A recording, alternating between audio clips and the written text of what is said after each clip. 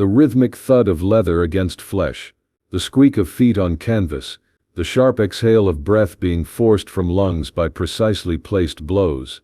Gleason's Gym, Brooklyn, 1975, the cathedral of boxing, where legends are made and pretenders are exposed. The air smells like sweat, liniment, and the particular desperation of men who understand that violence is both art and survival. Charles Bronson stands at the edge of the ring, wearing simple gray sweatpants and a white t-shirt. At 54 years old, he's here researching his next role, a boxing drama where he'll play an aging fighter making one last comeback. But Gleason's isn't interested in Hollywood research. This is a place where authenticity is measured in blood and bruises, where reputation means nothing if you can't back it up.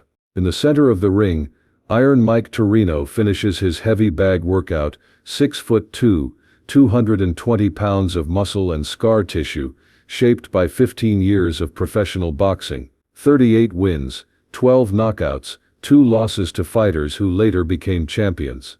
He's not quite elite, but he's elite enough to know the difference between movie fighting and real fighting. Mike notices Charles watching from ringside, recognizes the face from movie posters. Another Hollywood actor playing dress-up, thinking he can understand what boxers go through by watching them train. "You're Charles Bronson," Mike says. Not a question but an accusation. "The tough guy from the movies." Charles nods. "That's right. What brings a movie star to a real gym? Research. Playing a boxer in my next film, wanted to understand what it actually feels like." Mike laughs, but there's no humor in it. The kind of laugh that comes from men who've been hurt professionally, who've learned that pain is a teacher most people never meet. "Understand what it feels like," Mike repeats. "Brother, you can watch boxing for 100 years and never understand what it feels like. Understanding comes from one place, getting hit, really hit, by someone who knows how to hurt you." The other fighters in the gym stop their training, sensing confrontation brewing. They gather around the ring, curious to see how this plays out. A movie star in their sacred space, being challenged by one of their own. Charles looks around at the faces watching him. Hard men with broken noses and scar tissue over their eyes. Men who've earned every mark through combat. "You're right," Charles says quietly. "Watching isn't understanding." Mike's grin widens. "At least you're honest. Most actors come in here thinking they know something about fighting because they took a few lessons from some Hollywood trainer. I never said I knew anything about boxing. But you're playing a boxer. How you gonna make that believable if you don't know what real pain feels like? Movie pain don't count. Stunt coordinators and special effects, that's not the same as someone trying to separate your consciousness from your body." Charles considers this. "What are you suggesting?" Mike climbs through the ropes, stands face to face with Charles. "I'm suggesting you find out what your character would really go through. You want authenticity. Prove you can take real pain." The gym goes quiet. Everyone understands what Mike is offering. Not a sparring session with pulled punches and protective headgear. A real demonstration of what boxing actually does to the human body. "What kind of pain?" Charles asks. "Body shots. 5 punches to the ribs. Full power. No protection. Just you, me, and the kind of pain that makes men quit boxing." Charles looks around the gym. 20 fighters watching, waiting to see if the movie star will accept or make excuses and leave. This isn't about boxing skill or technique.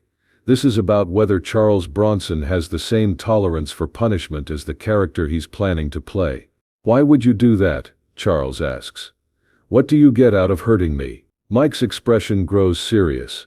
"Because I'm tired of watching movies where actors pretend to be fighters. Tired of Hollywood making boxing look easy. Making it look like something anyone can do. This sport breaks men, really breaks them. If you're gonna represent that on screen, you better understand what it costs." Charles nods slowly. "And if I can't take it, if I quit after the first punch, then you go back to Hollywood knowing you're not tough enough to play a real fighter, and maybe you find a different role. And if I can take it," Mike considers, "then maybe you earn the right to play one of us." Charles removes his t-shirt, revealing a torso marked by years of physical labor before Hollywood found him. Not the sculpted muscles of a movie star, but the functional strength of a man who survived coal country poverty. 5 punches, Charles says. Full power, but I want something in return. What? You help me train for the role. Teach me how real fighters move, think, survive. Not the Hollywood version, the real version. Mike extends his hand. Deal. They shake, and immediately the atmosphere in the gym changes. This isn't entertainment anymore. This is business. The serious business of testing whether a man can absorb punishment and remain functional. Charles positions himself against the heavy bag, hands at his sides, body exposed. The other fighters form a circle, creating an arena within the gym. Some look excited, others concerned. They're about to watch a 54-year-old actor take punishment that ends careers. Mike puts on his training gloves, flexes his shoulders. 15 years of professional fighting, hands that have broken ribs and stopped hearts. He looks at Charles one more time. You sure about this? Once I start, I can't pull the punches. That's not how this works. I'm sure. Mike nods, settles into his stance. 5 body shots. Try to stay standing. The first punch comes without warning. Mike's left hook drives into Charles's ribs just below the heart. The sound is like a mallet hitting meat. Charles's body jerks, his face contorts, but his feet don't move. He absorbs the impact, processes the explosion of pain, and remains upright. The fighters around the ring murmur appreciation. Taking a body shot from Iron Mike Torino and staying standing isn't something most men can do. 1, Mike announces. The second punch targets the liver. Mike's right hand drives deep into Charles's side, hitting the spot where pain lives in concentrated form. Charles doubles over slightly, his face going pale, sweat breaking out on his forehead. But again, he doesn't fall, doesn't quit. 2. By the third punch, Charles is breathing hard, not from exertion, but from the systematic destruction of his ability to draw air. Mike's left hook finds the same spot as the first punch, creating a symphony of pain in Charles's ribcage. Charles straightens up slowly, looks at Mike with eyes that show he's hurting but hasn't broken. 3. The fourth punch is the worst. Mike steps into it, full body weight behind a right cross to the solar plexus. Charles's diaphragm spasms, his breath exits in a rush, and for a moment his knees buckle. The fighters think he's going down. But Charles locks his knees, forces himself upright, and nods for the fifth punch. 4, he gasps. Mike pauses, studying Charles's face. Most men would have quit by now. Most men would be on the canvas wondering why they thought they could take punishment from a professional fighter. You sure you want the fifth? Mike asks. You proved your point. Charles wipes sweat from his face with a shaking hand. Deal was 5 punches, give me the fifth. Mike nods, respect replacing skepticism in his expression. This one's for all the fighters who never made it to Hollywood. The fifth punch is a left hook to the ribs that Charles will feel for 3 weeks. Mike puts everything into it. 15 years of frustration with pretty boy actors. 15 years of watching movies that don't understand what boxing costs. 15 years of watching civilians think they know about combat. Charles takes it full force. His body jerks. His face shows the impact, but he remains standing. Breathing hard, hurting badly, but functional. 5, Mike says quietly. The gym erupts in applause, not polite applause, but the genuine appreciation of professionals who just watch someone earn their respect the hard way. Charles leans against the heavy bag, catching his breath, processing what he just experienced. Jesus, he whispers. That's what you do to each other for money. Mike grins, pulling off his gloves. That was me holding back. In a real fight, I'd follow up until you went down. You were holding back? Course I was. Wasn't trying to put you in the hospital. Just trying to show you what pain feels like when someone knows how to deliver it properly. Charles straightens up slowly.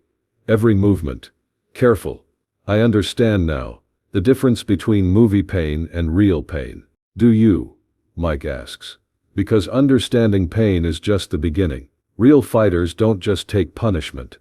They learn to function while hurt. They learn to think clearly when their body is screaming. They learn to keep fighting when fighting is the last thing they want to do. Over the next 3 months, Mike becomes Charles' boxing mentor, not teaching him to be a fighter at 54, that ship had sailed, but teaching him to move like a fighter, think like a fighter, understand the mental game that happens between the ears when the body is under assault.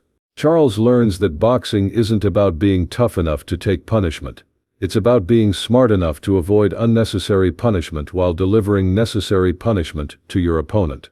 It's about controlling fear, managing pain, and making decisions when your survival depends on being right. The movie, Hard Times, becomes one of Charles' most authentic performances. Critics praise his portrayal of an aging bare-knuckle fighter, noting the genuine understanding of combat in his performance. But Charles knows the secret. He wasn't acting. He was remembering what Mike Torino taught him about the difference between surviving pain and conquering it. Years later, when Mike retired from boxing and opened his own gym, he would tell students about the day a movie star took 5 body shots and earned the right to represent fighters on screen. Charles Bronson didn't just take the punishment, Mike would say. He understood what it meant. He knew those 5 punches represented thousands of punches that real fighters absorb over their careers. He respected that. And because he respected it, he could honor it. 5 punches in a Brooklyn gym in 1975. 5 moments of controlled violence that taught a Hollywood actor what every fighter knows, that real courage isn't about not feeling pain. It's about feeling pain and continuing to function anyway. Charles Bronson went into that gym as an actor researching a role. He left as someone who understood what the role actually required, not just the ability to look tough, but the wisdom to respect the men who are tough for real. The difference between those two things? 5 punches from Iron Mike Torino, and the humility to learn what they meant.